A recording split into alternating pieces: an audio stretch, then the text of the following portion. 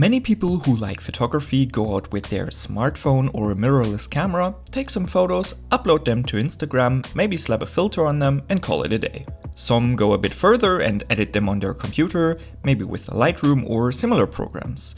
Many people edit to achieve the film look or even use the film presets in their Fuji cameras. But why emulate when you can get the real deal? So I thought, why not transfer my digital images to analog film? Greg Fraser did this exact process in the movie series Dune.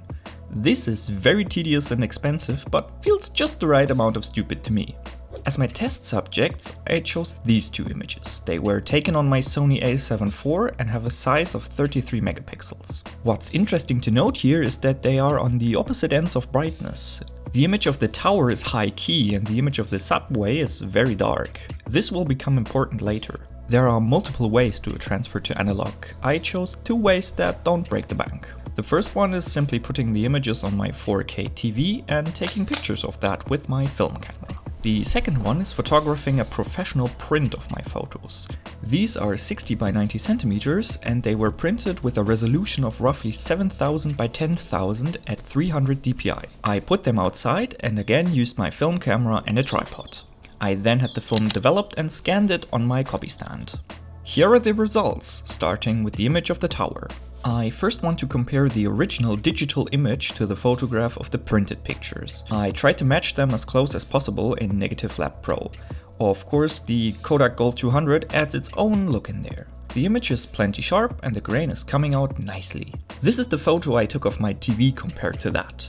Again, I tried my best to match the original when converting the negative, but it was very difficult. The colors are washed out and the contrast is very different. Also, there's much less visible grain. Comparing the two negatives, the transfer from picture looks much better than the one transferred from the TV. However, this is the opposite when we look at the images of the subway. The digital image is on the left and the one transferred from the picture on the right. Since I took the picture outside in daylight, it's very hard to make the dark parts of the sky actually dark. It's more of a gray. Otherwise, the grain looks very nice and the colors do too. Here's the image of the TV.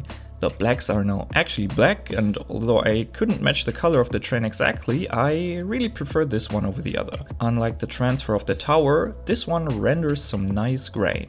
Now, would I actually do this again? Well, the answer is a clear no. It's just as expensive as shooting film directly and the effect doesn't really make up for that. It's also very time consuming, especially in the editing. I had to iron out all the flaws of my vintage lenses. You can see the amount of barrel distortion when I show you the raw scans of the negatives. Well, I hope you learned something new today. If you want, you can like this video and tell me your opinion in the comments. You can also subscribe here. And here you can watch my last video, or you can watch a video that the algorithm selected for you.